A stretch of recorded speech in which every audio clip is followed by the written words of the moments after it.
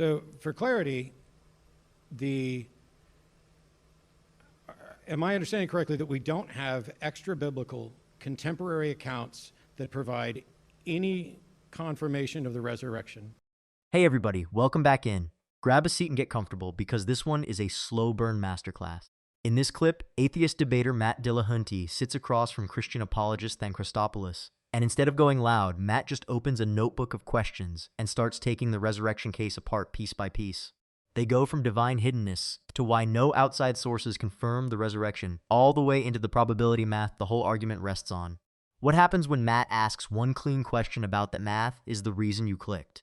Stick around through the entire thing, because the strongest moment is not at the start, it builds, and the payoff near the end is genuinely worth the wait.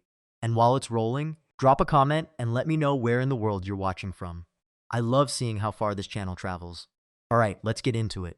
So this is going to be fun because I just have a list of questions which I wrote down ahead of time, and even though I wasn't making any claims about God, here's the first question. Why does God need us to assess probability of the resurrection instead of just confirming it? Yeah, so it seems like this is an appeal to a divine hiddenness. Correct me if I'm answering and a little bit, yes. Okay, cool. So there could be a lot of different reasons, right? For instance, God might have good reasons for keeping an epistemic distance away from us, but making things such that we do have to assess probabilities, but the likelihood ratio supports his existence, but not so much that it forces belief. So for instance, I would consider what we're doing here a really valuable thing, right? We're sitting here, and philosophers like to talk about the true, the good, and the beautiful, right? The alethic domains, the moral domains, and the aesthetic domains. Alethic is like truth value, truth-finding domains. Now, I don't know if you're a moral realist or realist about values or anything. I don't either. Yeah. And so, at least for me, what I'm saying is, coming from that perspective, with that stuff in my background knowledge, it seems like the conjunction of God's existence in some sort of value theory would predict something like God wanting a world where we're sitting here and having these really valuable conversations. That'd be a brief overview of what I think. So, was it unfair? Because I view this thing as particularly unfair, and I've said so before. Why doesn't everybody deserve a Damascus Road experience? Why is Saul picked out to specifically get an interaction that the rest of us don't? Is that it sounded like there's more comment to that. Sorry. No. Yeah, I mean, it's the same sort of thing, because it sounded to me, and pardon me for digging in more, but it sounded to me that you're basically saying we don't really know why God does this, but he's got his reasons. Mm-hmm. And yet, according to Scripture, he violates those for some people and not others. And that, to me, seems ridiculously unfair. Yeah, so to be clear, I want to make sure I'm understanding your question. Is this almost like the problem of people who have like access to a miracle account? For instance, like we have, let's just say somebody in here had a religious experience, or a Christophany or something like that. And your question is, why do they get it and I don't? Yes. Right. And again, it just seems like... I'm not expecting to have an answer, but that's the point. Yeah. And so I feel like my answer before that still kind of addresses that. Sure. God might have those types of reasons, and I don't think those reasons are ad hoc. I think they're actually kind of predicted by the conjunction of those two things. So for clarity, am I understanding correctly that we don't have extra biblical contemporary accounts that provide any confirmation of the resurrection? Extra biblical? Yeah. I don't know that we need it. So, well, that's not what I asked, though.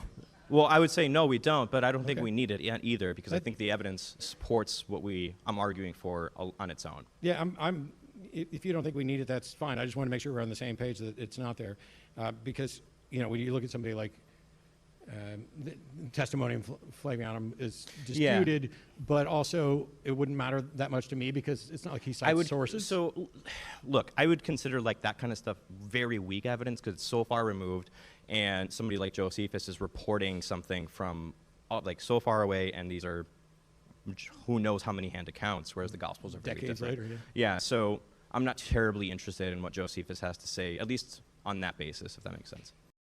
You have to understand why this opening is so devastating, because Matt walks in completely calm and just starts pulling threads. When Than says God might have good reasons for keeping an epistemic distance away from us, listen to what that actually does. It dresses up a blank space as if it were a reason, and Matt catches it instantly. This is the part I love, because most people would nod politely and move on. Matt instead presses the fairness problem and asks, why doesn't everybody deserve a Damascus Road experience? Why is Saul singled out? That question is lethal. If a being is perfectly just and genuinely wants everyone to believe, why hand one man a private, personal encounter and leave billions of other people squinting at probabilities? And here is something people don't realize. This is not an objection Matt invented on the spot. The hiddenness problem has been formally argued by philosophers for decades, the idea that a God who wanted real relationship would not stay this silent. So when Than reaches for that epistemic distance line, he is walking onto ground that has already been stress-tested to death. Then Matt tightens the screw. He says we don't really know why God does this, but he's got his reasons, and that seems ridiculously unfair. He is naming the dodge out loud. Once your entire defense becomes trust me, the reasons exist, you have basically admitted you have nothing to actually show. And the cleanest moment is when Matt asks about extra biblical accounts, then tries to slide past with I don't know that we need it, and Matt shuts it down cold with that's not what I asked. The concession that follows says everything. Is the intrinsic probability of Jesus' resurrection identical to any other resurrection claim? No. Man, I wish we had another 20 minutes to dig in on that. Oh, okay. Wouldn't the intrinsic probability of a resurrection be the number of true resurrection claims out of the total number of resurrection claims? Yeah, so this is a really, okay, I'm so glad you brought that up. Cool. Because now I get to nerd out. I'm here to make you happy. Yeah. So there's multiple ways, and I'm talking to the audience too, because this is really fun. Sorry, I'm just excited. There's multiple ways to assess prior probabilities. One of the ways that you can do that is by looking at the frequency of the events that you're looking at, right? But that's not the only way, and it might not even be the best way at all times. I have a counter example. I don't want to take up all your time, but I have a counter example, and I have an argument kind of against that. A counter example would be a standard model particle physics predicts that we would have spontaneous proton decay, but the problem is spontaneous proton decay is in violation of the law of conservation of energy and matter. And so the long story short is scientists have, for decades, tried to measure spontaneous proton decay, have never, ever witnessed it or observed it or anything, right?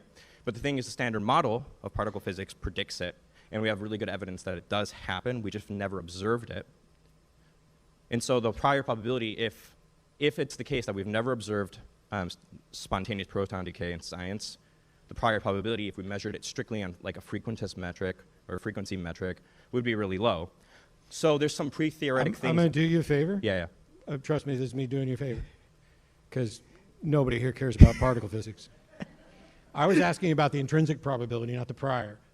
And so like the intrinsic probability of a resurrection, that a resurrection has happened, would be the number of true resurrections, or true resurrection accounts, divided by the total number of resurrection claims.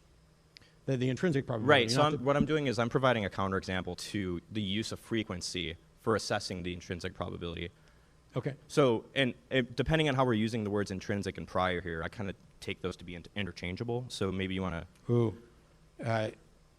No, so there's the prior probability of a specific resurrection, but the intrinsic probability of resurrections should be however many resurrections happened out of how many resurrections were claimed. It would be a mistake to say how many resurrections out of how many people died. That would not be the probability of a resurrection. Yeah, correct me if I'm wrong, but that seems to be a conflation between Bayesian statistic inference and a frequentist statistic inference. Yeah, it's not, this wasn't a Bayesian question, this was about the intrinsic So probability. okay, so you're asking a frequentist. Not, Okay. Yes. That's great. Yeah, so then I would agree with you. If I'm a frequentist, but I'm not, I would agree with you. But I think there's good reasons to not be a frequentist in this kind of a scenario, if you want me to give you that. This is where it completely unravels, and let me break down exactly why. Matt asks whether the intrinsic probability of Jesus' resurrection is identical to any other resurrection claim. Clean question. And Than's first move is no man, I wish we had another 20 minutes. Notice that. When somebody wishes for more time on a simple probability question, that is a flashing signal that the honest answer hurts their case. Then pulls the classic maneuver. He spins off into spontaneous proton decay and particle physics, building this whole detour about events we predict but never directly observe. And look, I find that stuff genuinely fascinating, but it has nothing to do with the question Matt asked. It is a smokescreen, a very intelligent, very well-dressed smokescreen, and this is the part that blows my mind. Matt does not get dragged into the weeds for even a second. He cuts straight back with I was asking about the intrinsic probability, not the prior. One sentence. He refuses the bait and drops the question right back on the table, and he names the actual mistake, that the whole detour quietly swapped one kind of statistical reasoning for another. Here is what people miss about why that matters so much. The intrinsic probability of a resurrection is how many claimed resurrections turned out true against how many were claimed, not how many people have ever died. Then's framing slipped in the wrong denominator, hoping nobody would notice. And the second Matt corners him, then folds, admitting he would agree if he were a frequentist, but he's not. Translation: you were right, I just don't want to stand where that leaves me. Remind me when we're done. I have a video to send you that I don't completely understand that you would love. You guys can make fun of me for liking math a bunch. I'm the Greek guy that's there's a balding video and I got out there- glasses. Like, There's a video out there that I think everybody should probably watch, but it's probably unfair for me to direct you all to it. So go check out my social media at some point, and I will post it there. It's called Craig's Calamitous Cock-Up, and it is about William Lane Craig's objections to Bart Ehrman's claims when they got into Bayesian probability. But this goes through and describes the difference between the intrinsic probability and priors, and ends up showing that the math, whether you use long form or short form, works out to be essentially the same. And that makes it so that the probability of any resurrection and the probability of Jesus' resurrection being true are fundamentally identical. on both Yeah. estimates? Yeah. Yeah, I would just really hard disagree with that. Yep. And Obviously. maybe we'll go through it sometime. I don't think we're going to get to it We here can do 'cause that on our I own didn't time. bring it. I doubt people want to listen to us go through long form This calculus. is an obnoxious thing that I want to raise just to hear what your answer is. I'm going to preface this by saying I'm not a mythicist.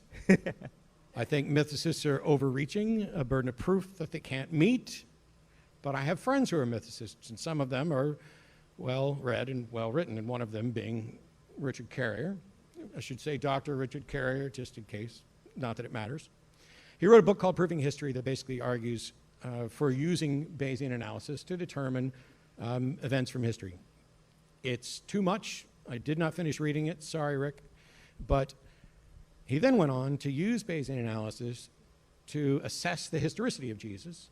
And I believe that his conclusion was that there's, I think it's roughly an 80% probability that Jesus never existed.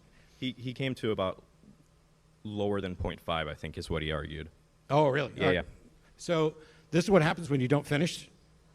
But his conclusion was that it was at least likely that Jesus never existed. In much the same way that I'm running out of time. So when I did the assessment of Bayesian analysis, and I talked about essentially data running out and the uniqueness of events, if it turns out that resurrection isn't possible, and that perhaps Jesus didn't exist, at least in the way that we recorded, does that change anything about the Bayesian analysis that you presented on whether or not the resurrection likely occurred? And then Matt brings out the closer, and this is where I genuinely respect the patience of the whole thing. He points to a breakdown he made called Craig's Calamitous, about William Lane Craig's objections to Bart Ehrman when they clashed over Bayesian probability. The punchline Matt drops is brutal precisely because it is so quiet. He says whether you run the long form or the short form, the math comes out essentially the same, which makes the probability of any egg resurrection and the probability of Jesus' resurrection fundamentally identical. Sit with that for a second. The entire apologetic strategy depends on Jesus being a special case, a unique event standing above every other miracle claim in history. And Matt is calmly pointing out that the math does not hand you that uniqueness for free. You do not get to quietly assume the very conclusion you are supposed to be proving. That is the whole game right there. Then he pushes further and brings up Richard Carrier, careful to say he is not a mythicist himself, but flagging Carrier's conclusion that it is at least likely Jesus never existed in the way the accounts describe. And whether or not you buy that specific figure, the point is razor sharp. Then he lands the final blow as a question, asking that if the resurrection turns out not to be possible and Jesus did not exist as recorded, does that change anything about the Bayesian analysis then built his entire case on? That is the perfect ending, because there is no clean answer to give. If your probability model already assumes the person and the event, the model collapses the moment either assumption is touched. And here is what I keep coming back to. Matt never raised his voice, never threw an insult, never needed a cheap gotcha. He asked precise questions and let the position expose itself. That is what winning an argument actually looks like, and it is so much more powerful than shouting ever could be. The strongest move in any debate is the calm question the other side simply cannot answer. So what do you guys think of this? Leave your thoughts down in the comments, please like and subscribe, and I will see you in the next video.